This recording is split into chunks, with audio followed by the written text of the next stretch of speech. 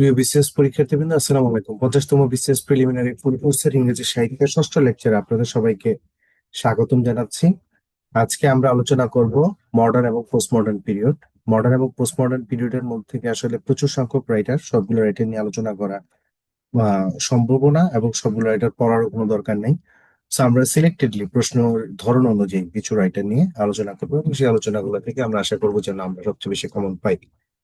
তাহলে আর দেরি না করে শুরু করা যাক। সো মডার্ন পিরিয়ডকে মোটামুটি দুইটা ভাগে ভাগ করে যায়। একটা হচ্ছে এডওয়ার্ডিয়ান পিরিয়ড, যেটা হচ্ছে 1901 থেকে 1910 পর্যন্ত, 0110, ঠিক আছে, রিভার্স, হ্যাঁ। Okay, আর একটা হচ্ছে 1910 থেকে 1939 পর্যন্ত। এখানে একটা খেয়াল করবেন, 1939 সালে যখন দ্বিতীয় বিশ্বযুদ্ধ শুরু হয়, এর মধ্য দিয়ে মডার্ন পিরিয়ডের যাত্রা শেষ এবং পোস্ট মডার্ন পিরিয়ডের যাত্রা শুরু, অর্থাৎ সেকেন্ড ওয়ার্ল্ড ওয়ার হচ্ছে আমার সেই মার্ক টাইমটা, ঠিক আছে। ওকে, তাহলে আমরা দুইটা ভাগ পেয়ে গেলাম, এডওয়ার্ডিয়ান এবং জর্জিয়ান পিরিয়ড। আমরা চলে আসি মডার্ন এজের গুরুত্বপূর্ণ লেখক। তো এখান থেকে অফেন একটা প্রশ্ন আসতে দেখা যায় যে কোন রাইটারের অরিজিন কোথায়, বিশেষ করে যারা আইরিশ লেখক তাদেরটা বেশি আসে। যেমন জর্জ বার্নার্ড শ, উনি আইরিশ ছিলেন। উইলিয়াম বাটলার ইয়ার্স, উনি আইরিশ ছিলেন। জেমস জয়েস, উনি আইরিশ ছিলেন। এর একটা কারণ হচ্ছে আয়ারল্যান্ডের স্বাধীনতার আন্দোলন। আপনারা অনেকেই জানেন যে ইংরেজি আমাদের বর্তমান যে আমরা ইউকে যেটাকে বলি, এটার মধ্যে আয়ারল্যান্ড একটা পোর্শন, ঠিক আছে। এই আয়ারল্যান্ডের স্বাধীনতার জন্য তারা অনেকদিন ধরে সংগ্রাম করেছে এবং সেখানে কোনো কোনো সাহিত্যিক তাদের স্বাধীনতাকে সমর্থন করেছে, সমর্থন করে লেখা লিখেছে। যেমন উইলিয়াম বাটলার ইয়াটস আয়ারল্যান্ডের স্বাধীনতার আন্দোলনের সাথে সরাসরি প্রত্যক্ষভাবে জড়িত ছিলেন। এই জন্য ইয়াটস এর নাম খুব ঘন ঘন আসে, জর্জ বার্নার্ড শর নাম ঘন ঘন আসে এবং জেমস জয়েসের নাম ঘন ঘন আসে। তার বাইরে যারা আমেরিকান যারা আছেন তাদের মধ্যে খুবই ইম্পর্টেন্ট একজন রাইটার হচ্ছে টিএস এলিয়ট। টিএস এলিয়ট যদিও জন্মগতভাবে আমেরিকান, কিন্তু উনি ওনার সমগ্র জীবন কাটিয়েছেন ইংল্যান্ডে। তার বাইরে আছেন আর্নেস্ট হেমিংওয়ে, পার্লেস বাক এবং এমিলি ডিকিনসন। এমিলি ডিকিনসনকে আমরা একটু ফোকাস করবো অনেক বেশি, তার কারণ হচ্ছে এমিলি ডিকিনসন কিন্তু ফিমেল কবি বা ফিমেল পয়েট, ঠিক আছে। তো এখান থেকে খুব ইম্পর্টেন্ট রাইটারদের মধ্যে আমি মার্ক করবো টিএস এলিয়টকে, কারণ এখান থেকে বিগত বছরে প্রচুর প্রশ্ন এসছে এবং সামনেও আসবে।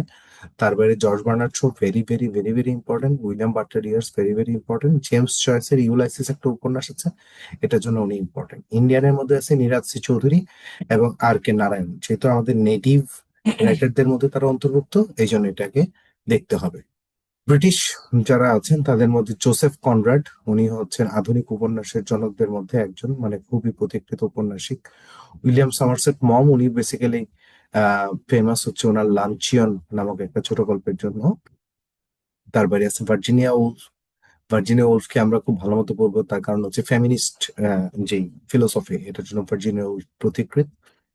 ডি এইচ লরেন্স, ভিন্ন ধর্মের সাহিত্যিক, বলা যায় এক ধরনের সাইকোঅ্যানালিস্ট টাইপের, এবং নারী পুরুষের সম্পর্ক এবং যৌন সম্পর্কের উপর ওনার প্রচুর লেখা আছে। জর্জ অরওয়েল, জর্জ অরওয়েল সম্পর্কে যদি ছোট্ট কথা একটু বলি, জর্জ অরওয়েল হচ্ছে ব্রিটিশ পুলিশের অন্তর্ভুক্ত ছিলেন এবং উনি ওনার চাকরি জীবনের একটা উল্লেখযোগ্য অংশ মায়ানমার বা বার্মাতে কাটিয়েছেন।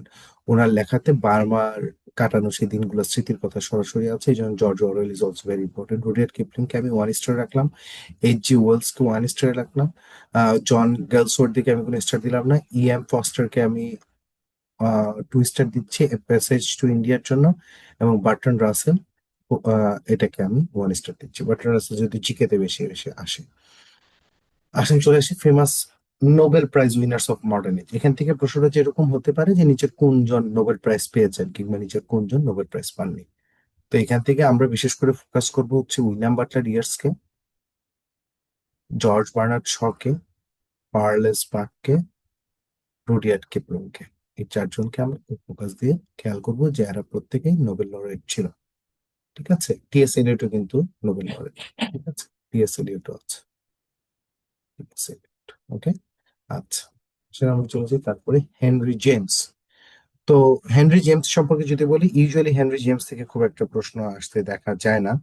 সো এখান থেকে আশা করি কোনো প্রশ্ন আসবে না। এবং যদি বলেন গুরুত্বপূর্ণ রাইটিং, ধরে নেই যে কোনো কিছু নাই, তারপরে যদি দেখতে চান এ পোর্ট্রেট অফ এ লেডি দেখতে পারেন, দ্যাটস ইট। এর চেয়ে বেশি এখানে আমরা দেখবো না, আমরা হেনরি জেমসকে স্কিপ করবো। আমরা চলে আসি জর্জ বার্নার্ড শকে। জর্জ বার্নার্ড শকে উইলিয়াম শেক্সপিয়ারের পরে সর্বশ্রেষ্ঠ নাট্যকার হিসেবে চিন্তা করা যায়, কিংবা অন্য কথায় বললে মডার্ন এজের বেস্ট প্লে রাইট, ঠিক আছে, best playwright. Of modern age, George Bernard Shaw. So George Bernard শর যখন আমরা কথা বলি, তো আমাদেরকে যে জিনিসটা দেখতে হবে সেটা হচ্ছে উনি আইরিশ ছিলেন, যেটা আমরা পূর্ববর্তীতে উল্লেখ করেছি। এই জিনিসটা খুব ইম্পর্ট্যান্ট। তাকে অনেক ক্ষেত্রে বলা হয় যে father of modern English literature, father of modern English literature, ঠিক আছে? এটাও কিন্তু বলা হয়। হ্যাঁ, খেয়াল করতে হবে মডার্ন শব্দটা আছে কিনা। ওকে, কারণ মডার্ন না থাকলে তো শেক্সপিয়ার কাউন্টেড হয়ে যাবে। সেই জন্য মডার্ন শব্দটা আছে কিনা এটা কিন্তু খেয়াল করতে হবে। খুব অল্প সংখ্যক মানুষই একই সাথে নোবেল, একাডেমি অ্যাওয়ার্ড এবং এবং অস্কার এই তিনটা পায়। এরপর মজার বিষয় হচ্ছে জর্জ বার্নার্ড সে তিনটা মানে সবচেয়ে হাইয়েস্ট ক্যাটাগরি পুরস্কার তিনটাই পেয়েছিলেন। ঠিক আছে, সো এই জন্য বুঝতে পারতেছেন। আচ্ছা, সো কোন নাটকের জন্য উনি অস্কার পান? এটা হচ্ছে তার একটা নাটক ছিল পিগমেলিয়ন। আমরা যখন আহ পড়তে যাব তখন আমরা দেখবো পিগমেলিয়ন নাটকের জন্য উনি মূলত অস্কার পেয়েছিলেন। ঠিক আছে, আচ্ছা, সো ওনাকে 1925 সালে যখন নোবেল পুরস্কার দেওয়া হয়, উনি 1925 সালে নোবেল পুরস্কার নেন নাই। পরবর্তীতে 1 বছর পর 1926 সালে তিনি সেই নোবেল পুরস্কারটা নিয়েছেন। ঠিক আছে, আচ্ছা, ওকে, তাহলে আমরা একটু চলেছি জর্জ বার্নার্ড শো গুরুত্বপূর্ণ রাইটিং এর মধ্যে। জর্জ বার্নার্ড শো থেকে ইউজুয়ালি শর্টেস্ট চয়েস থেকে কোনো কোশ্চেন আসে না। প্রশ্ন আসলে নর্মালি যেটা থাকে যে এখানে যে নামগুলো আছে, হ্যাঁ, এর মধ্যে আমরা সবগুলা আনপ্লিজেন্ট প্লিজেন্ট এভাবে পড়বো না, আমরা শুধু একটু নামগুলো মনে রাখার চেষ্টা করবো। যেমন হচ্ছে ইউ ক্যান নেভার টেল, এটা আমরা দেখবো। আর্মস এন্ড দ্য ম্যানকে আমি 3 স্টার দেবো, সবচেয়ে গুরুত্বপূর্ণ গুলোর মধ্যে একটা। ক্যান্ডিডা আছে, ওয়ান এ প্লে। তারপরে এখান থেকে আছে সিজার এন্ড ক্লিওপেট্রা, এটাও গুরুত্বপূর্ণ নাটক। ডেভিলস ডিসিপ্লিন, এটাও গুরুত্বপূর্ণ নাটক। তার বাইরে হচ্ছে other play, man and superman, very very important. Pygmalion, very very important. এই কয়টা অবশ্যই দ্য ডক্টরস ডিলেমা, এই 1 স্টার দিয়ে রাখতেছে। এই কয়টা যে জর্জ বার্নার্ড শ লেখা, এই নামটা অবশ্যই মনে রাখতে হবে। ওকে, কারণ এর যে কোনোটাই আসতে পারে যে এটার লেখককে, সুতরাং তখন উত্তর করতে হবে জর্জ বার্নার্ড শ। ওকে, জোসেফ কনরাড। জোসেফ কনরাড সম্পর্কে যদি একটু বলি, আহ জোসেফ কনরাড হচ্ছে আহ, একটা, উনি ওনার জন্ম বেসিক্যালি ইউক্রেইনে। ঠিক আছে, জোসেফ কনরাডের জন্ম হচ্ছে ইউক্রেইনে, এবং উনি ছিলেন পোলিশ। সো উনি হচ্ছেন পোলিশ অরিজিনে। তো জোসেফ কনরাডের যে লেখার যে বৈশিষ্ট্য সেটা হচ্ছে উনি ওনার উপন্যাসে এক একটা ক্যারেক্টারকে অত্যন্ত বাস্তবসম্মত ভাবে ফুটিয়ে তোলেন। আধুনিক যুগের উপন্যাসের যে সকল বৈশিষ্ট্য জোসেফ কনরাডের উপন্যাসের মধ্যে সেই ধরনের বৈশিষ্ট্যগুলো দেখতে পাওয়া যায়। এটা হচ্ছে সবচেয়ে গুরুত্বপূর্ণ বৈশিষ্ট্য জোসেফ কনরাডের। তার মধ্যে সবচেয়ে ইম্পর্টেন্ট যে আধুনিক যুগের যে কটা উপন্যাসকে কনসিডার করা হয় তার মধ্যে হার্ট অফ ডার্কনেস একটা। এবং বেসিক্যালি জোসেফ কনরাড এই হার্ট অফ ডার্কনেস এর জন্য অমর হয়ে গেছেন। ঠিক আছে, এটা কিন্তু অবশ্যই খেয়াল করতে হবে। তার বাইরে লর্ড জিমো আরেকটা তার গুরুত্বপূর্ণ উপন্যাস। এই দুইটা অবশ্যই মনে রাখতে হবে, বাকিগুলো মনে রাখতে হলে ভালো, বাট এই দুইটা অবশ্যই মনে রাখতে হবে, ভুলে যাওয়া যাবে না। আমরা চলে আসছি William Butler Yeats. William Butler Yeats আমরা আগেই বলেছি উনি বেসিক্যালি আইরিশ এবং উনি নোবেল পেয়েছিলেন। উইলিয়াম বাটলার ইয়েটস তার ব্যক্তিগত জীবনে একটু পাগলাটে স্বভাবের ছিলেন। উইলিয়াম বাটলার ইয়েটস একটা মেয়ে, একজন নারীকে পছন্দ করতেন। তার নাম ছিল হচ্ছে মডগন। তো মডগন উইলিয়াম বাটলার ইয়েটসকে পছন্দ করতেন না, ফলে উনি ছেঁকা খান। এবং ওনার এই কবিতার মধ্যে মডগনের প্রতি ভালোবাসার যে থিম, এবং সেই ব্যর্থ ভালোবাসার থিম বা মডগনের প্রতি ক্রন্দন বা মডগনকে পাওয়ার আকুতি, এগুলো সবকিছুই তার কবিতার মধ্যে ঘুরে ফিরে বারবার আসছে। হ্যাঁ, একটা কথা প্রচলিত আছে যে মডগন যখন রিফিউজ করে, ওনার কবিতার মধ্যে প্রচুরবার মডগন আসছে। এক সময় হচ্ছে মডগনের মেয়ে হয়। মেয়ে যখন একটু বড় হয়, উইলিয়াম বাটলার ইয়ার্স তার মেয়েকেও প্রপোজ করছিল। ঠিক আছে, এরকম পাগলারি টাইপের মানুষ ছিলেন উনি। সো এই জন্য আমরা যখন উইলিয়াম বাটলার ইয়ার্স কে পড়বো, ওনার কবিতা দিয়ে ওনাকে জাজ করতে, পার্সোনাল লাইফ দিয়ে খুব একটা জাজ করে লাভ নেই। ওনার কবিতাগুলো অত্যন্ত বেশি ভাবগামিত্যপূর্ণ। ভাবগামিত্যপূর্ণ ইন সেন্স ওটার মধ্যে এক ধরনের এসেন্স আছে, আপনাকে ফিলিংসটাকে কে সুন্দর করে এক্সপ্লেন করা। এই জিনিসটা তার কবিতার মধ্যে আছে। তার গুরুত্বপূর্ণ পোয়েম গুলোর মধ্যে আছে Leda and the swan, very very important. ঠিক আছে, অ্যামাং দ্য স্কুল চিলড্রেন, এইটা। তারপর হচ্ছে দ্য সেকেন্ড কামিং, এইটা। সেইলিং টু বাইজেন্টিয়াম, এইটা। নো সেকেন্ড ট্রয়, এইটা। Lake of isle of Innisfree, very very important, এটা টেক্সট বুকের অন্তর্ভুক্ত, হ্যাঁ, এইচএসসি টেক্সট বুকে কবিতাটা আছে, সো এটা আসতে পারে। ঠিক আছে, এগুলো তার গুরুত্বপূর্ণ কবিতাগুলার এক একটা। এটা কিন্তু অবশ্যই আমাদের প্রত্যেকটা মুখস্থ করতে হবে, কারণ ইয়ার্স থেকে যে কোনো কবিতার নাম দিয়ে আসতে পারে যেটা কার লেখা। ঠিক আছে, একটা খুব সুন্দর কবিতা আছে আমার খুব পছন্দের ইয়ার্স এর কবিতা, সেটা হচ্ছে a prayer for my daughter. সুন্দর একটা, ঠিক আছে, a prayer for my daughter, এটাও কিন্তু তার একটা খুব সুন্দর কবিতা। ওকে, আমরা চলে আসি আহ এখানে আমরা আরো কিছু গুরুত্বপূর্ণ কবিতার মধ্যে দেখবো ওয়াইল্ড সানসেট কুল, ইম্পর্টেন্ট। আহ আর এখান থেকে হচ্ছে এই কয়টাই হয়তো বা একটু দেখলে হবে। হুম, তো এই কয়টা আমরা দেখবো। নাটক থেকে প্রশ্ন আসার সম্ভাবনা তেমন একটা নাই, নাটকটাকে স্কিপ করতে পারে, তাহলে পড়াগুলো কমে আসে। ঠিক আছে, সো তাহলে আমরা আরেকবার একটু নামগুলো যদি দেখি, আমি আরেকবার নামগুলো রিপিট করে নিলাম। বা ক্রিয়েটস এর ক্ষেত্রে Leda and the swan, Leda and the সোয়ানের কাহিনীটা অনেকটা এরকম যে লেডা একজন নারী থাকেন, সোয়ান, সোয়ানের, সোয়ান মানে হচ্ছে রাজা, রাজা হিসেবে এসে হচ্ছে জিউস আসে, তো জিউস এসে হচ্ছে লেডার সাথে এটাকে মিলিত হতে চায়, এটা হচ্ছে ইয়ার। ও, আরেকটা বিষয়, উইলিয়াম বাটলার ইয়েটস এর কবিতার মধ্যে এক ধরনের মিস্টিসিজম আছে। মিস্টিসিজম হচ্ছে যেমন ধরেন, তার কবিতায় সে একটা বললো যে সাপোজ ওই যেমন জায়ারের উদাহরণ, ঠিক আছে, জায়ারের উদাহরণের যে উনি একটা মিস্টিক কনসেপ্ট দিয়েছে যে পৃথিবী কিভাবে ধ্বংস হবে বা ভবিষ্যতে কি হবে বা সামথিং। এখন এটা কোনো সাইন্টিফিক বেসিস নাই, এটা উনি কেন বলছে এটা উনিই জানেন। ঠিক আছে, বা কোন একটা জায়গায় বললো যে আমি ওখানে যাব, এতগুলা গাছের বীজ লাগাবো, কেন এতগুলা গাছের কথা উনি বলছেন, এটা কোনো ব্যাখ্যা নাই, এই জিনিসটাকে বলে মিস্টিসিজম। অর্থাৎ এমন অনেক কিছু আছে যেটা উনি কেন বলছেন এটা আসলে আমাদের পক্ষে জানা সম্ভব না, বা এটা কেন কবিতাতে আসছে সেই রিজনটা আমাদের পক্ষে জানা সম্ভব না। তো উইলিয়াম বাটলার ইয়েটসের কবিতার মিস্টিসিজম একটা গুরুত্বপূর্ণ এলিমেন্ট, এই মিস্টিসিজম মডার্নিজমের একটা গুরুত্বপূর্ণ এলিমেন্ট।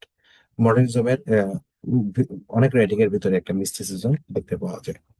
ঠিক আছে, এটা একটু খেয়াল রাখবেন। ওকে, তারপর আমরা চলে আসি ফ্রান্স কাফকা। আমরা অনেকেই হয়তো ফ্রান্স কাফকার লেখা অনেক পছন্দ করি। তো এখানে আম, এখানে যদি বলি, উনি হচ্ছে ফ্রান্স কাফকা ছিলেন অস্ট্রো হাঙ্গেরিয়ান, উনি হচ্ছে অস্ট্রো হাঙ্গেরিয়ান, এবং কাফকার কিন্তু ছিলেন ইহুদি বা জু। ঠিক আছে, এটা একটু খেয়াল রাখবো, হ্যাঁ। আচ্ছা, আর হচ্ছে আমরা উপন্যাসের মধ্যে আমরা দেখতে পারি the trial, the castle, America, এই প্রত্যেকটাই ইম্পর্টেন্ট। ঠিক আছে, আসতে পারে, যে কোনোটা আসলে আসতে পারে, বাট সোফার মনে হয় কোনো কোশ্চেন আসেনি। ঠিক আছে, চলে আসি আমরা জুল ভার্ন। জুল ভার্ন সম্পর্কে যদি বলি, উনি হচ্ছেন ফ্রেঞ্চ নোবেলিস্ট। ফ্রেঞ্চ নোবেলিস্ট, আমরা অনেকেই ছোটবেলায় জুল ভার্ন রচনা সমগ্র পড়েছি, তো ওখানে জুল ভার্নের লেখাগুলো হয়তো বা আমরা বাংলায় অনেকে পড়েছি। ঠিক আছে, জুল ভার্নকে বলা হয় ফাদার অফ সায়েন্স ফিকশন।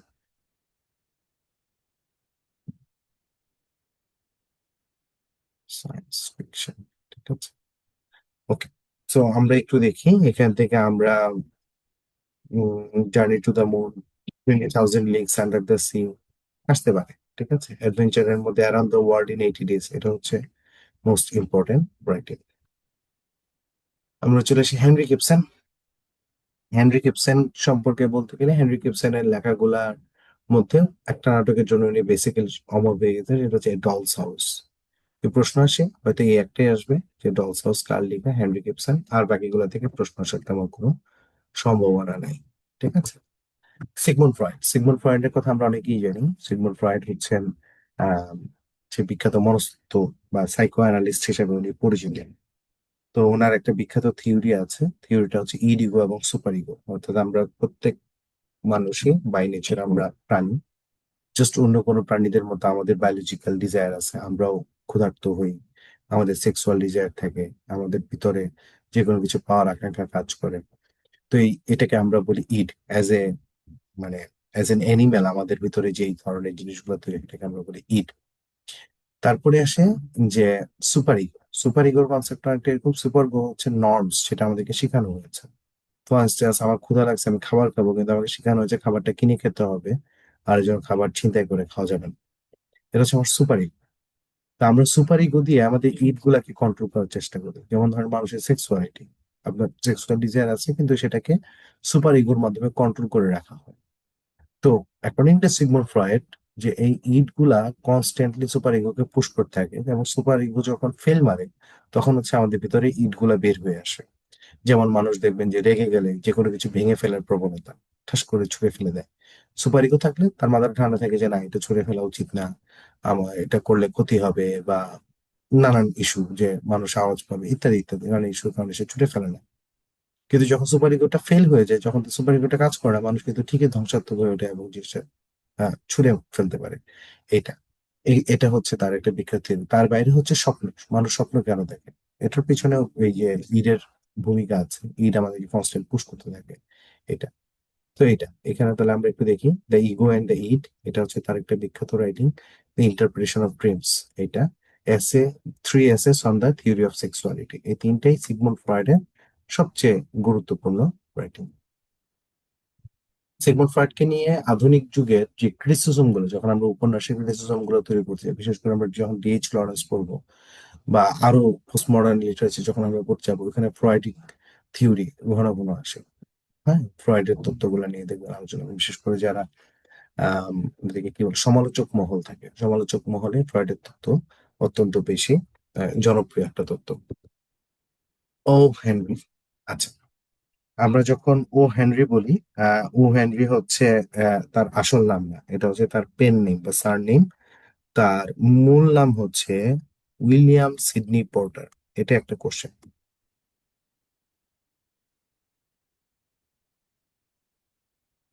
আমি শিওর না আমি নামের বানানটা ঠিকঠাক লিখছি কিনা, সিডনি বানানটা একটু ভুল লাগতেছে, বা আমার খেয়াল নেই কিরকম ছিল, আপনি একটু দেখে নিন।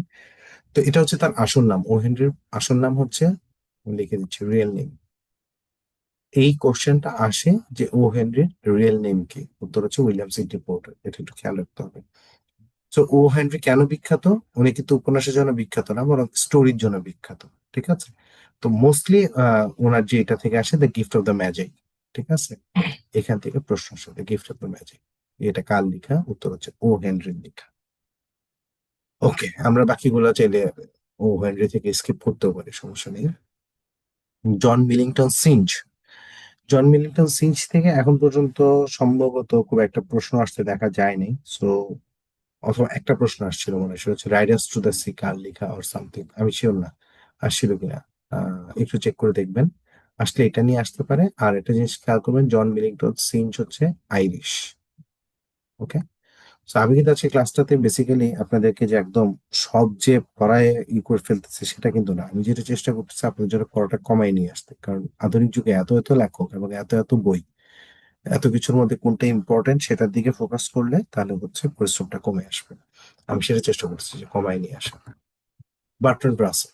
সো বার্ট্রান্ড রাসেল উনি বেসিক্যালি বিখ্যাত কি জন্য? ফিলোসোফার হিসেবে। ফিলোসোফার। তো যেহেতু উনি ফিলোসোফার, কিন্তু ওনার যেহেতু রাইটিং আছে সেটাকে আবার সাহিত্যকর্ম হিসেবে কনসিডার করা যেতে পারে। ঠিক আছে, যেমন এখানে ফিলোসফি থেকে হিস্ট্রি অফ ওয়েস্টার্ন ফিলোসফি, এটা ওনার সবচেয়ে গুরুত্বপূর্ণ ঠিক রাইটিং। ঠিক আছে, আর এটা হচ্ছে মনে হয়েছিল why I am an atheist, এরকম একটা মনে হয় রাইটিং আছে, ওটাও ইম্পর্টেন্ট। ঠিক আছে। ওকে। উইলিয়াম সামারসেট মম। উইলিয়াম সামারসেট মম উনি বেসিক্যালি বিখ্যাত হচ্ছে ওনার দুইটা ইয়ে আছে, একটা হচ্ছে the and the grasshopper, আর একটা হচ্ছে দ্য লাঞ্চন। আমরা এই দুইটাই কিন্তু কম বেশি আমাদের ছোটবেলায় কিংবা টেক্সট বুক গুলোতে পড়েছি। সো এই জন্য এই দুইটা প্রায়ই আসে যে এটা কার লেখা। তো এটা সুন্দর মতো দিয়ে দিবেন উইলিয়াম সমারসেট মম। বাকিগুলো থেকে এখন পর্যন্ত আমি কোনো কোশ্চেন আসতে দেখি নাই। চলে আসে তারপরেরটাই, এখান থেকে প্লে। আমরা প্লে গুলা পড়তে যাব না, এখান থেকে আমাদের মুখস্থ করার দরকার নেই। নোভেলস এ অনেকগুলো আছে, আমাদের মুখস্থ করতে যাব না। আমরা এখন পর্যন্ত কোনো কোশ্চেন এখান থেকে আসতে দেখিনি। চলে আসি জেমস চয়েস। জেমস চয়েস দিয়ে যখন আমরা বলবো, তখন বলা হচ্ছে যে মানে one of the best Nobelist of all time. One of the best Nobelist of all time, James Joyce. James Joyce সবচেয়ে বেশি বিখ্যাত তার এই দুইটা জিনিসের জন্য, ইউলাইসিস এবং the portrait of an artist as young man. খুব ঘন ঘন প্রশ্ন আসার মতো দুইটা উপন্যাস, যেটা কার লেখা। অবশ্যই মনে রাখতে হবে, portrait of an artist as a young man, James জয়েসের লেখা, ইউলাইসিস জেমস জয়েসের লেখা। ঠিক আছে, মুখস্থ করে ফেলবেন, হ্যাঁ। আর বাকিগুলো দেখা লাগবে না, বাকিগুলো চাইলে স্কিপ করতে পারেন। Virginia Wolf. ভার্জিনিয়া উলফ, উনি বেসিক্যালি বিখ্যাত হচ্ছে ওনার ফেমিনিস্ট অথরশিপের জন্য। আধুনিক যুগে নারী সাহিত্যিকের সংখ্যা তুলনামূলক কম, কিন্তু তার মধ্যে সবচেয়ে প্রতিষ্ঠিত নারী সাহিত্যিকদের মধ্যে ভার্জিনিয়া উলফ একজন। ভার্জিনিয়া উলফ তার ব্যক্তিগত জীবনের শেষের দিকে প্রচন্ড ডিপ্রেশনে এবং মানসিক সমস্যাতে ভুগছিলেন। উনি পরবর্তীতে একটা নদীর উপরে ব্রিজ থেকে উনি ঝাঁপ দেন। পকেটের মধ্যে প্রচুর লোহা টোহা নিয়ে উনি ঝাঁপ দেন এবং এভাবে সুইসাইড করে মারা যান। লোহা নিয়ে ঝাঁপ দেন কারণ উনি যাতে সাঁতার করে কোনোভাবে উঠে না আসতে পারে, এবং পরবর্তীতে সেই নদীতে ডুবে উনি মারা যান। সো ওনার জন্য সবচেয়ে বিখ্যাত নোবেল গুলোর মধ্যে হচ্ছে মিসেস ডালওয়ে, এটা একটা, টু দ্য লাইট হাউস, এই দুইটা। ঠিক আছে, এই দুইটা থেকে প্রায় প্রশ্ন আসে যে এই দুইটা কার লেখা। সো এটা একটু চিন্তা করবেন। আই হোপ এখান থেকে কমন পড়বে। আর হচ্ছে এসে থেকে দেখবে এ রুম অফ ওয়ান্স ওন। ঠিক আছে, এটা দেখতে পাবেন। ওকে, আমরা চলে যাই ডেভিড হার্বার্ট লরেন্স বা ডিএইচ লরেন্স। ডিএইচ লরেন্সের লেখার মধ্যে হচ্ছে ফিজিক্যাল পেশন, এই জিনিসটা খুব ইম্পর্টেন্ট, নরনারীর সম্পর্ক এবং যৌনতা। আমি লিখে দিচ্ছি, নর নারীর সম্পর্ক।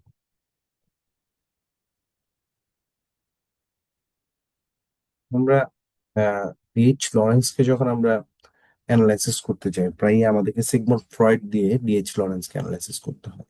ডিএইচ লরেন্স একটা পাগলারের স্বভাবের ছিলেন। উনি একবার উপন্যাস লেখার জন্য গাছের ডগায় উঠে আন্ডারওয়্যার পরে বসেছিলেন, এরকম টাইপের পাগল লোক ছিলেন। তো ওনার যে ইয়েগুলো আছে, তো এর মধ্যে বেশিরভাগ ক্ষেত্রেই দেখা যায় নায়ক নায়িকার মধ্যকার সম্পর্ক কিংবা আহ কোনো কোনো ক্ষেত্রে এক্সট্রা ম্যারিটাল অ্যাফেয়ার, এই ধরনের জিনিসগুলো তার উপন্যাসে হরহামেশা উঠে আসে। যেমন দ্য হোয়াইট পিকক আছে, দ্য লেডি চ্যাটার্লিস লাভার। এখানে হচ্ছে চ্যাটার্লি সাহেব থাকেন, চ্যাটার্লি সাহেব শারীরিকভাবে অক্ষম থাকেন, তার স্ত্রী হচ্ছে লেডি চ্যাটার্লি। তো লেডি চ্যাটার্লির জন্য চ্যাটার্লি সাহেবের অনুমতিক্রমে একজন লাভার দেওয়া হয়। এটা সানসেন লাভার্স হচ্ছে একজন নায়ক থাকে।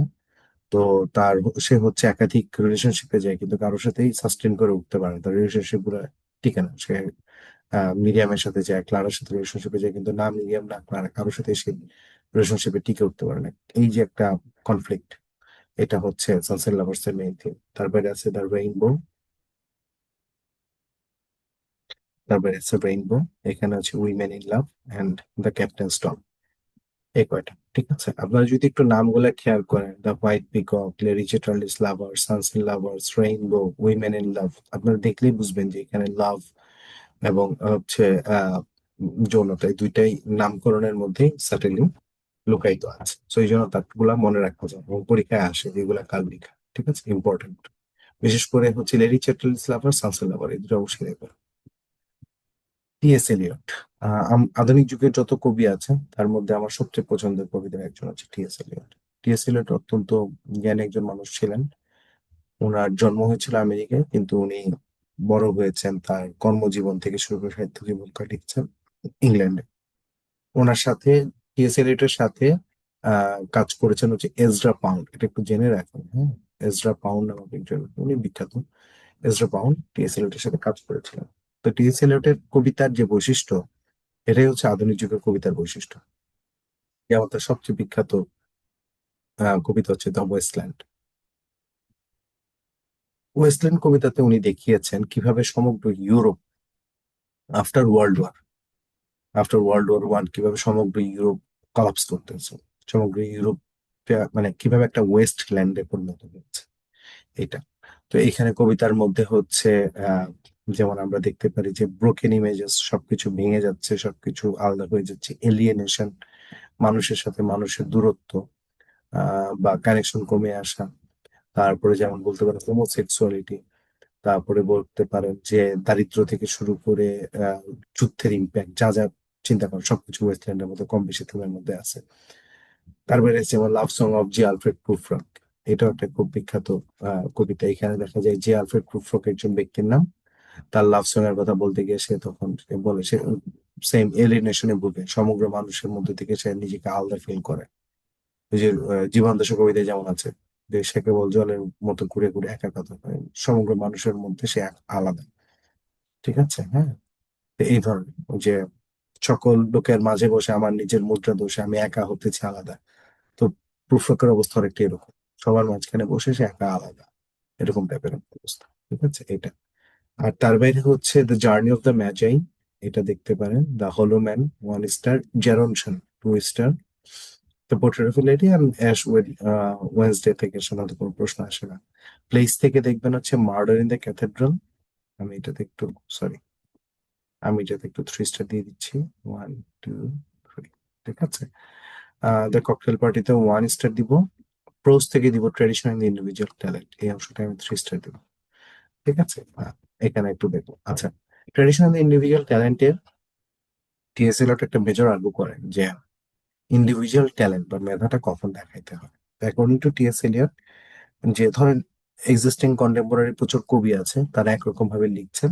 এখন আমি হঠাৎ নতুন কবি আসলাম, আমি এসে এমন ভাবে কবিতা লিখলাম যে কবিতা আগে কেউ লিখে নাই, তাহলে কি আমি কবি হিসেবে একসেপ্টেড হবো কিনা? অ্যাকর্ডিং টু ইলিয়ট আমি একসেপ্টেড হব না। আমাকে যদি ভিন্ন ধারার কিছু করতে হয়, তাহলে আমাকে প্রথমে আগে এক্সিস্টিং সিস্টেমে নিজেকে ভালো করতে হবে, এস্টাবলিশ করতে হবে, বুঝাইতে হবে যে এক্সিস্টিং সিস্টেমে আমি পারি।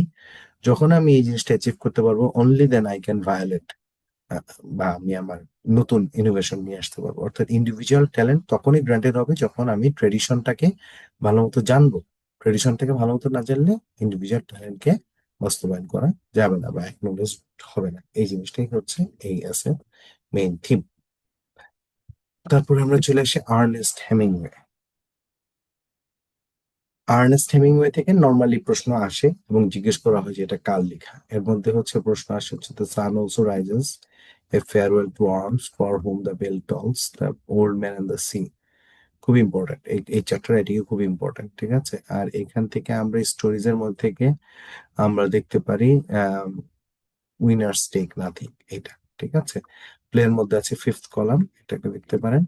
আর হচ্ছে উনি ওল্ড ম্যান অ্যান্ড দ্য সির জন্য হচ্ছে 1954 সালে নোবেল পুরস্কার পেয়েছিলেন। ঠিক আছে, এটা ক্যারেক্টারের মধ্যে আছে সান্টিয়াগো দা মার্লিন আর হচ্ছে ম্যানুয়াল, এগুলো হচ্ছে তার ক্যারেক্টার। ওকে, আমরা আর্নেস্ট হেমিংওয়ে দেখলাম। এবার চলে আসি জর্জ অরওয়েল। জর্জ অরওয়েল সম্পর্কে আমি আগেও বলেছি, জর্জ অরওয়েল একজন ব্রিটিশ লেখক ছিলেন, যিনি হচ্ছেন বার্মাতে দীর্ঘ সময়, ইংরেজ লেখক যিনি বার্মা বা মায়ানমারে দীর্ঘ সময় পুলিশ অফিসারের দায়িত্ব পালন করেছেন। তার লেখার মধ্যে এই বার্মার দিনগুলোর কথা আছে, যেমন হচ্ছে বার্মিজ ডেইজ, এটা দেখবেন। Animal farm, very very important, এই প্রত্যেকটাই ভেরি ইম্পর্টেন্ট, লিখে দিচ্ছি, very very important. George Orwell থেকে প্রশ্ন আসতে পারে। 1984, এটা দেখবেন। এটা এটা কিন্তু অনুবাদটাও বেশ ভালো চলে, 1984 এরকম বোধহয় না, এটাও খুব ভালো চলে। ঠিক আছে, তার সবচেয়ে গুরুত্বপূর্ণ প্রোজ বা ছোট গল্প শুটিং অ্যান এলিফ্যান্ট, খুবই বিখ্যাত ছোট গল্প, এটা পড়তে পারেন। এখানে হচ্ছে বার্মার বর্ণনা আছে পুলিশ হিসাবে। হ্যাঁ, এটা গল্পটা অনেকটা এরকম যে একটা হাতি হঠাৎ পাগলায় যায়, তো সমগ্র মানুষ চারপাশ থেকে হাতি রেখে ঘিরে ফেলে, তো উনি যখন যায় ওনাকে হাতিটাকে গুলি করতে হয়। তো এই বিষয়টা এখানে হচ্ছে টোটাল বর্ণনাটা যেভাবে দেওয়া, তো এখানে হাতিটা এবং উনি পুলিশ হিসেবে যে গুলিটা করছেন ইংরেজ এবং নেটিভ বার্মিজদের উপর কি পরিমাণ অত্যাচার গুলো হচ্ছে, এই জিনিসগুলা কিন্তু এখানে আহ কি বলবো, রূপকার্থে উঠে এসেছে। ঠিক আছে, তো এই জন্য এইগুলা খুব ইম্পর্টেন্ট। ঠিক আছে, অ্যানিমেল ফার্ম। অ্যানিমেল ফার্ম হচ্ছে অ্যালেগোরিক্যাল রাইটিং। দেখেন, জর্জ অরওয়েল বলেন বা আমাদের বঙ্কিমচন্দ্র বলেন বা যারা এই ধরনের সিভিল সার্ভিসে যারা ছিলেন, তাদের কিন্তু সরাসরি সরকারের বিরুদ্ধে লেখার মধ্যে কোনো অবস্থা ছিল না। তো তারা তাদের প্রতিবাদটা করার জন্য বঙ্কিমচন্দ্র যেমন আফিমখোর কমলাকান্তের মুখ দিয়ে প্রতিবাদের ভাষাটা বের করাইতেন, ঠিক তেমনি জর্জ অরওয়েলও কিন্তু তার ওই যে নেটিভদের সাথে তাদের সম্পর্ক এবং এগুলা কিন্তু ওই পাগলা হাতি দিয়ে দেখাইতে হয়েছে। পাগলা হাতি যেমন সবকিছু ভেঙে চুরে ফেলতেছে, সেটা হচ্ছে বার্মিজ আন্দোলন। অ্যাজ এ পুলিশ অফিসার ওনাকে যে হাতিটাকে শুট করতে হবে, এটা হচ্ছে British to the native people, জিনিসটা হচ্ছে এরকম রূপকার্থে এগুলো উঠে আসছে। ঠিক আছে, তো এখান থেকে 1984টা দেখবেন। 1984 আপনারা পারলে সম্ভব হলে পড়বেন, এই উপন্যাসটা অত্যন্ত আলোচিত। অ্যানিমাল ফার্ম এবং 1984 দুইটাই অত্যন্ত আলোচিত উপন্যাস। আমরা চলে আসি ইএম ফার্স্টার। ইএম ফার্স্টার থেকে নর্মালি প্রশ্ন আসলে এ প্যাসেজ টু ইন্ডিয়া থেকে প্রচুর প্রশ্ন আসে। ঠিক আছে, হ্যাঁ। এখানে ডক্টর আজিজ থাকে, ডক্টর আজিজ হচ্ছে ইন্ডিয়ান। ঠিক আছে, এটা থাকে। ওকে, মিসেস মুরের সাথে আজিজের সম্পর্ক এবং মানে কথা বলা থেকে শুরু করে সবকিছু প্রোগ্রেস, এটা খুব ইম্পর্টেন্ট, এটা দেখতে পারেন। এখানেও কিন্তু নেটিভ এবং ব্রিটিশদের মধ্যকার সম্পর্কগুলো উঠে আসছে। আর এটা দেখবেন হচ্ছে হোয়ার এঞ্জেলস ফিয়ার টু ট্রিট, এটাতে আমি 1 স্টার দিয়ে রাখতেছি। তারপর আমরা চলে আসি রবার্ট ফ্রস্ট। রবার্ট ফ্রস্ট আমরা অনেকেই জানি, যে রবার্ট ফ্রস্টের কবিতা, ঠিক আছে, বিশেষ করে অন্যান্য লেখকরা রবার্ট ফ্রস্টের কবিতা থেকে প্রচুর কোট করেছেন। তো এখান থেকে আমরা সবকিছু দেখবো না, ইউজুয়ালি কিছু আসে না। এখন আমরা কি এটা স্কিপ করবো কিনা সেটা আপনাদের ব্যাপার। তারপরে যদি দেখতে চান, জাস্ট এখান থেকে হচ্ছে নিউ হ্যাম্পশায়ার উইটনেস ট্রি দেখতে পারেন। ঠিক আছে, এটা কি আসবে বলা মুশকিল, কারণ ইউজুয়ালি এই ধরনের রাইটারদের থেকে কোনো প্রশ্ন আসে না। ওনেল, আচ্ছা, ইউজিন গ্ল্যাডস্টোন ওনেল, এখান থেকেও নর্মালি কোনো আমরা প্রশ্ন আসতে দেখি না।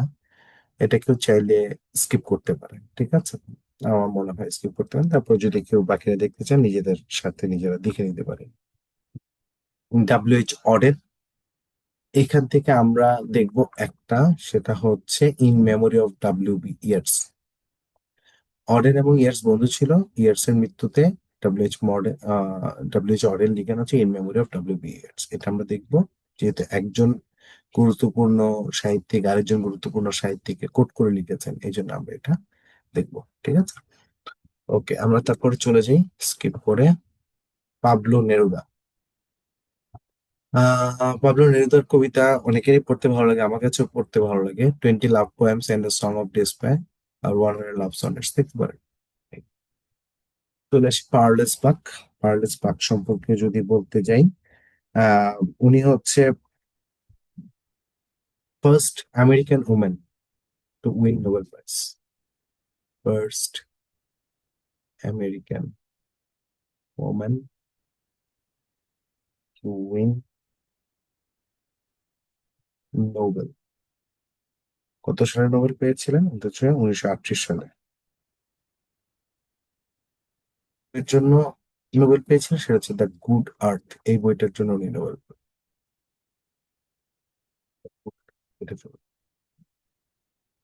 আচ্ছা, তারপর ওই যে নিচে লিখেই আছে, the first American woman to win Nobel in 1938 for her the good art, এটার জন্য।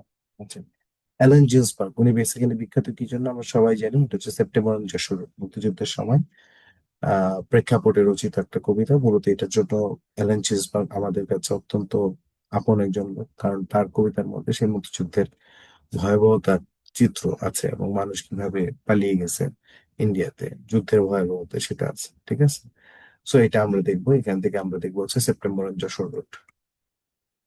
ওকে, আমরা এটা দেখবো। চলে আসি আমরা এজরা পাউন্ড। আমরা আগেই বলেছিলাম T.S. এলিয়ট এজরা পাউন্ডের সাথে কাজ করেছিলেন। এজরা পাউন্ডের লেখা থেকে নর্মালি কোনো কোশ্চেন আসে না, ঠিক আছে, এটা একটু খেয়াল রাখতে হবে। এজরা পাউন্ডের থেকে সরাসরি কোনো কোশ্চেন আসে না। যদি T.S. এলিয়ট কে রিলেট করে কোশ্চেন আসে সেটা ভিন্ন ব্যাপার, এই জন্য এলিয়ট এবং এজরা পাউন্ড একসাথে দেখবেন। উইলিয়াম ফকনার, উইলিয়াম ফকনার থেকে প্রশ্ন আসতে পারে, জাস্ট নর্মালি যে এটা কে লিখেছেন, ওটা কে লিখেছেন, ডিপ থেকে কোনো প্রশ্ন আসার সম্ভাবনা খুব কম। এখান থেকে দেখবেন অ্যাজ আই লে ডাইং, এটা দেখবেন। আর হচ্ছে এখান থেকে সোলজার্স পে দেখতে পারেন, the sound and the fury দেখতে পারেন, এই কয়টা দেখতে পারেন। তারপর আমরা চলে আসি গ্রাহাম গ্রিন। গ্রাহাম গ্রিন থেকে এখন পর্যন্ত আমরা কোনো কোশ্চেন আসতে দেখিনি, খুব সম্ভবত কোনো একবার একটা কোশ্চেন আসছিল যে নিচের কোনজন নোবেল লরেট বা লরেট না, এই টাইপের একটা প্রশ্ন হতে পারে, যেটার মধ্যে একটা অপশনে গ্রাহাম গ্রিন ছিল। এবার গ্রাহাম গ্রিন থেকে আলাদা করে কোনো কোশ্চেন আসার চান্স নেই, you can skip it if you want. Sylvia Plath. Sylvia Plath থেকে আমাদের কোশ্চেন হচ্ছে, উনিও একজন এটাকে কি বলা যায় যে কনফেশনাল পোয়েট্রি যে ধরনের বা ফেমিনিজমও ওনার ইয়ার মধ্যে আছে, এই ধরনের রাইটিং এর জন্য উনি বিখ্যাত। সো হচ্ছে ওনার স্বামী একজন বিখ্যাত কবি, তার নাম হচ্ছে টেড হিউজেস। টেড হিউজেস এর সাবেক স্ত্রী সিলভিয়া, ঠিক আছে। তো এখান থেকে আর তেমন কোনো কোশ্চেন আসার চান্স হয়তো বা নাই। ঠিক আছে, ওকে, আমরা চলে আসি আর কে নারায়ণ। আর কে নারায়ণ থেকে প্রশ্ন ইউজুয়ালি যদি আসে তাহলে এটা আসে আন্ডার দ্য বানিয়ান ট্রি। আমরা ছোটবেলায় টেক্সট বুকে এটা পড়েছিলাম। আন্ডার দ্য বানিয়ান ট্রি হচ্ছে আর কে নারায়ণের লেখা। আমরা চলে আসি তাহমিনা আনাম। তাহমিনা আনাম, আমরা যদি ওনার পরিচয়টা বলি, তার বাবা হচ্ছেন মাহফুজ আনাম, যিনি হচ্ছে ডেইলি স্টার সম্পাদক, এবং তার দাদা ছিলেন হচ্ছে তৎকালীন পূর্ব পাকিস্তানের মন্ত্রীদের একজন, তার নাম হচ্ছে আবুল মনসুর আহমেদ। তার যার বিখ্যাত লেখা হচ্ছে আবে হায়াত, ফুড কনফারেন্স, এগুলো। আহ, আমার দেখা রাজনীতি 50 বছর হচ্ছে তার, অর্থাৎ টোটাল বংশটাই হচ্ছে মোটামুটি সাহিত্য সম্পর্কিত একটা বংশ। ঠিক আছে, এখান থেকে প্রশ্ন যেটা আসে, গোল্ডেন এইজ এটা থেকে আসতে পারে। তো গুড মুসলিম এটা বিশেষ করে সবচেয়ে বেশি আসে। আর বোনস অফ গ্রেস আলাদা করে আসবে কিনা জানি না। এদেরকে একসাথে বেঙ্গল ট্রিলজি বলা হয়। ঠিক আছে, ওকে। আমরা চলে যাই তারপরে বাংলাদেশের জন্য আমাদের বর্তমানে বলা যায় living noblest after after the death of or ডিমাইজ of Humayun, Arundhati Roy, Indian origin. এবং এই ধরনের অরুন্ধতী রয়ের মতো রাইটাররা কিন্তু ইংরেজি সাহিত্যে এই ভারতীয়দের যে প্রভাবটা সেটাকে অত্যন্ত গুরুত্বপূর্ণ আকারে ধরে রাখছেন। তার মধ্যে সবচেয়ে গুরুত্বপূর্ণ কাজগুলোর মধ্যে আছে the god of small things, very very important, very very important. পরীক্ষা আসলে এই ধরনের বই থেকে প্রশ্ন আসার সম্ভাবনা অনেক বেশি। দ্য এন্ড অফ ইমাজিনেশন দেখতে পারেন চাইলে। আর এখান থেকে হচ্ছে আমার মনে হয় বাকিগুলো চাইলে আমরা না দেখতে পারি। ওকে, তারপরে চলে আসি স্যামুয়েল বেকেট। স্যামুয়েল বেকেটের লেখাটা সম্পর্কে একটু বলতে হবে আগে। স্যামুয়েল বেকেট যে ধরনের লেখা লিখেন, এই ধরনের নাটককে বলে theatre of absurd. Theatre of absurd, theatre of absurd বা অ্যাবসার্ড থিয়েটার বলতে বোঝায় এমন ধরনের নাটক যেখানে সাধারণত খুব সিগনিফিকেন্ট কোনো প্লট থাকে না, নাটকের কোনো সিগনিফিকেন্ট ঘটনা থাকে না, জাস্ট কিছু ক্যারেক্টারের রিপিটেটিভ কিছু ডায়লগের মধ্যে দিয়ে পুরো নাটক শেষ হয়। পুরো নাটক করলে কোনো ঘটনা নাই, কি হয়েছে কোনো তেমন কোনো স্টোরি বলা যায় না। বাট দেখবেন তারা সাধারণত ওই ক্যারেক্টার গুলো একই টাইপের কথাবার্তা রিপিট করে, একই ধরনের প্লট রিপিটেড হয়, একই ধরনের সেটিং রিপিটেড হয়। তো এটা হচ্ছে এই ধরনের নাটকের একটা বিশেষ বৈশিষ্ট্য। হ্যাঁ, তো এইটা, তো এই থিয়েটার অফ অ্যাবসার্ডের মধ্যে সবচেয়ে গুরুত্বপূর্ণ নাটক হচ্ছে ওয়েটিং ফর গডো। স্যামুয়েল ব্যাকেটের এই নাটকটা খুব ইম্পর্ট্যান্ট, যদি প্রশ্ন আসে তাহলে এখান থেকে আসতে পারে। ঠিক আছে, আর বাকিগুলো আমরা চাইলে স্কিপ করতে পারি। আহ সলভেলো থেকে এখন পর্যন্ত প্রবলি কোনো কোশ্চেন আসতে দেখা যায় নাই, if I am not wrong. So you can skip it if you want. Doris Lessing, এখন পর্যন্ত আমরা তার থেকে কোনো কোশ্চেন আসতে দেখিনি। So you can also skip it. তারপর হচ্ছে হ্যারোল্ড প্রিন্টার। হ্যারোল্ড প্রিন্টার থেকে শুধু একটা জিনিসই দেখবেন, সে হচ্ছে দ্য বার্থডে পার্টি। এটা একটা নাটক, হ্যারোল্ড প্রিন্টারের লেখা। ঠিক আছে, হ্যারোল্ড প্রিন্টার নিজে নোবেল নোবেল লরিয়েট ছিলেন, উনি কিন্তু নোবেল প্রাইজ পেয়েছিলেন। তো এখান থেকে শুরু দেখবেন দ্য বার্থডে পার্টি, বাকি সব বাদ। ঠিক আছে, তারপর হচ্ছে টনি মরিনসন। টনি মরিনসন থেকে দেখবেন দ্য ব্লুয়েস্ট আই, আর দেখবেন সুলা, এই দুইটা। বাকি করে ইউ ক্যান স্কিপ। আমরা চলে আসি তারপরে চিনোয়া আচেবে। চিনোয়া আচেবে হচ্ছে আফ্রিকান অরিজিন। সো এখান থেকে আমরা দেখবো হচ্ছে things fall apart. Things fall apart, সবকিছু ভেঙে পড়ে, এটা হচ্ছে চিনোয়া আচেবে সবচেয়ে গুরুত্বপূর্ণ রাইটিং। এটা দেখলে হবে, বাকিগুলো চাইলে স্কিপ করতে পারে। টেড হিউজেস, সিলভিয়া প্লাথার এক্স হাজবেন্ড। সো তার এখান থেকে আমরা দেখবো হচ্ছে টেড হিউজেস থেকে দেখবো পোয়েম জাগুয়ার্স। ঠিক আছে, পোয়েট্রি থেকে সরাসরি কোনো কোশ্চেন তো আসবে না, পোয়েট হিসেবে জাগুয়ার পয়েন্টটা দেখতে পারেন। বাকিগুলো আমরা I think you can skip. Arthur Miller. Arthur Miller থেকে আমরা যদি দেখি, এখান থেকে আমরা দেখবো the death of a salesman, এতটুকুই। আর আমরা দেখবো না, বাকিগুলো আমরা স্কিপ করতে পারি। হুম। সালমান রুশদি। সালমান রুশদি থেকে আমরা দেখবো হচ্ছে satanic versus.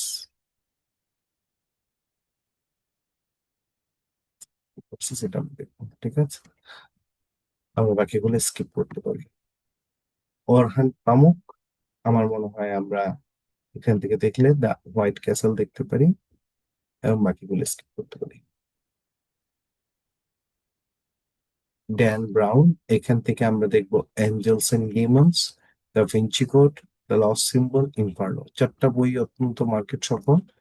So Dan brown থেকে হয়তো বা প্রশ্ন আসবে না, তারপরে যদি আসে চারটা যে কোনোটাই আসতে পারে, চারটা বই মার্কেট বলছিল।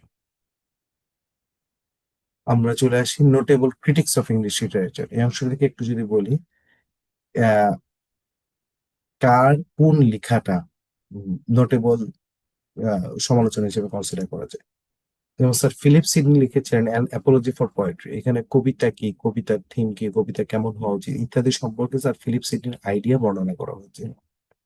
ডক্টর স্যামুয়েল জনসন, উনি হচ্ছে প্রিফেস টু শেক্সপিয়ার, শেক্সপিয়ার সম্পর্কে উনি আলোচনা করেছিলেন, শেক্সপিয়ারের ক্যারেক্টার গুলোর সমস্যাটা কি, শেক্সপিয়ারের প্লট গুলা কেমন হবে ইত্যাদি ইত্যাদি জিনিস উনি আলোচনা করেছেন। উইলিয়াম ওয়ার্ডসওয়ার্থ, তার হচ্ছে বইয়ের শুরুতে একটা প্রিফেস দিয়েছিলেন, যার নাম হচ্ছে লিরিক্যাল ব্যালান্স ছিল বইটার নাম, যার শুরুতে একটা প্রিফেস দেওয়াতে আমরা ওই প্রিফেসটাকে বলে প্রিফেস টু লিরিক্যাল ব্যালান্স। সেখানে রোমান্টিক পোয়েট্রি কি, রোমান্টিক পোয়েট্রির নেচার কি, এই ধরনের বিষয়গুলো আলোচনা করা হয়েছিল। স্যামুয়েল টেলর কলারিজ উনি লিখেছেন বায়োগ্রাফি ইন্টেরিয়ার, এটা important. The study of poetry লিখেছিলেন ম্যাথু আর্নল্ড।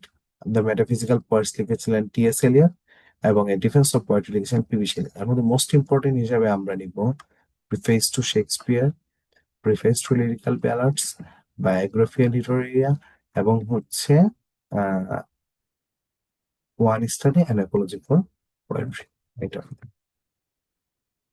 চলে আসি আমরা বিগত বছরগুলোর কোশ্চেন সম্পর্কে। বিগত বছরগুলোর কোশ্চেন যদি আমরা একটু দেখতে যাই, তাহলে আমরা আসি প্রথম কোশ্চেনটা হচ্ছে, who is the writer of the famous এসে ট্রেডিশন এন্ড ইন্ডিভিজুয়াল ট্যালেন্ট। উত্তর হচ্ছে টি.এস. এলিয়ট। আমি কিন্তু এটা কনটেক্সটটা কি সেটা কিন্তু বলেছিলাম। Good friends make good neighbours, the line was written by, এটা কার লেখা, উত্তর হচ্ছে রবার্ট ফ্রস্টের লেখা। The one act play riders to the sea was written by, এটা কার লেখা, উত্তর হচ্ছে জেমস সিনজের লেখা। Who wrote the novella heart of darkness, উত্তর হচ্ছে কে, জোসেফ কনরাডের লেখা। Who is the playwright of the absurd drama waiting for Godot, waiting for Godot কার লেখা, উত্তর হচ্ছে স্যামুয়েল বেকেটের লেখা। Who was the writer of the autobiographical as well as political essay shooting an elephant, আমি কিন্তু এই যে Burmese days এর কথা বলছিলাম, জর্জ অরওয়েলের কথা, George Orwell. Which novel is written by an Indian novelist, নিচে কোন নোভেলটা যে ইন্ডিয়ান নোভেলিস্ট লেখা, হচ্ছে ministry of utmost happiness. The author of a farewell to arms, এটা কার লেখা, উত্তর হচ্ছে Ernest Hemingway. Which of the following novels was written by George Orwell, নিচে কোন নোভেলটা জর্জ অরওয়েল লেখা, উত্তর হচ্ছে 1984। ভেরি ভেরি ইম্পর্টেন্ট, এটা ভালো প্রশ্ন, রিপিটার আসবে। হু wrote the short story and and the গ্রাস সোপা, আমরা এটা জানি, এটা লিখেছেন উইলিয়াম সমারসেট মম। তার আরেকটা বৈশিষ্ট্য, আরেকটা গুরুত্বপূর্ণ রাইটিং কি ছিল, লাঞ্চিয়া। ঠিক আছে। The poetic drama murder in the cathedral was written by, তো হচ্ছে টি.এস. এলিয়ট। প্রচুর প্রশ্ন টি.এস. এলিয়ট থেকে। সিজার এন্ড ক্লিওপেট্রা, এটা কি ধরনের রচনা, হচ্ছে a play by George Bernard Shaw. All changed utterly, a terrible beauty is born, এটা ডাব্লিউ.বি. ইয়েটস এর কোন কবিতার অংশ, উত্তর হচ্ছে ইস্টার 1916। নো সেকেন্ড ট্রাই, এটা কি ধরনের লেখা, উত্তর হচ্ছে poem. Who is the author of the novel the god of small things, উত্তর হচ্ছে Arundhati Roy. Who is not an Irish writer, নিচের কোনজন আইরিশ রাইটার নন, উত্তর হচ্ছে ডি.এইচ. লরেন্স, উনি ব্রিটিশ, বাকিরা সবাই Irish. A passage to India is written by, উত্তর হচ্ছে ই.এম. ফর্স্ট্রা। তারপরে চলে আসি, lady Chatterley's lover is was written by the author of the rainbow, মনে আছে তো, ডি.এইচ. লরেন্স এর কথা বলছিলাম, এই যে D H. Lawrence, sexuality and love. The play birthday party was written by, birthday party কার লেখা, উত্তর হচ্ছে হ্যারোল্ড পিন্টার। আর হচ্ছে who is the author of the first scientific romance the time machine, এটা কার লেখা, উত্তর হচ্ছে H G. Wells. Who is not a romantic poet, নিচের কোনজন রোমান্টিক পোয়েট নন, উত্তর হচ্ছে টি.এস. এলিয়ট, কারণ উনি হচ্ছেন মডার্ন পোয়েট। ঠিক আছে, এই জন্য উনি রোমান্টিক অন্তর্ভুক্ত না। Adela Quested and Mrs Moore are characters from the novel, উত্তর হচ্ছে এ প্যাসেজ টু ইন্ডিয়া, এটা কিন্তু আমি যে আমরা মার্ক করেছিলাম ক্যারেক্টার গুলোর জন্য, যে ক্যারেক্টার গুলো দেখতে পারেন। The poem the love song of J Alfred Prufrock was written by, উত্তর হচ্ছে T S. Eliot. Ulysses is a novel written by, Ulysses কার লেখা, উত্তর হচ্ছে জেমস জয়েসের লেখা। আর ইউলাইসিস কবিতা কার লেখা, ইউলাইসিস কবিতা, পোয়েম কার লেখা, উত্তর হচ্ছে লর্ড অ্যালফ্রেড টেনিসন। টেনিসন, এটা হচ্ছে তার লেখা। কবিতা একজনের লেখা, উপন্যাস আরেকজনের লেখা। Which of the following is not an American poet? যে কোনজন আমেরিকান পয়েট নন? উত্তর হচ্ছে W B Yeats, American poet নয়। Who is the author of man and superman? উত্তর হচ্ছে জর্জ বার্নার্ড শ। দেখেন মোটামুটি আমি যে অংশগুলো থেকে দাগ দিয়েছি আপনারা হয়তো বা খেয়াল করেছেন, মোস্ট অফ দ্য কোশ্চেন্স কিন্তু এই অংশ থেকে। ইংরেজি সাহিত্যের ক্ষেত্রে যেহেতু প্রচুর পরিমাণ রাইটার, প্রচুর পরিমাণ বই, তাই সফলতা এই অংশে নির্ভর করে না যে আমি কত বেশি রাইটার, কত বেশি বই পড়ে যাচ্ছি, বরং সফলতাটা নির্ভর করে আমি কত সিলেক্টিভলি পড়ে কত বেশি মনে রাখতে পারতেছি। কারণ ফ্যাক্টরটা হচ্ছে মনে রাখা। এই জন্য মনে রাখতে গেলে সবকিছু শুরুতে পড়ে লাভ নেই, এই জন্য আমাদেরকে খুব সিলেক্টিভলি পড়তে হবে এবং সিলেক্টিভলি মনে রাখতে হবে। ঠিক আছে। সো উইথ দ্যাট নোট আমাদের আজকে ক্লাসটা এখানে শেষ হচ্ছে। সবাই ভালো থাকবেন, সুস্থ থাকবেন, সুন্দর থাকবেন। ক্লাস ভালো লাগলে সামনের ক্লাস দেখার আমন্ত্রণ রইলো। আল্লাহ হাফেজ, আসসালামু আলাইকুম।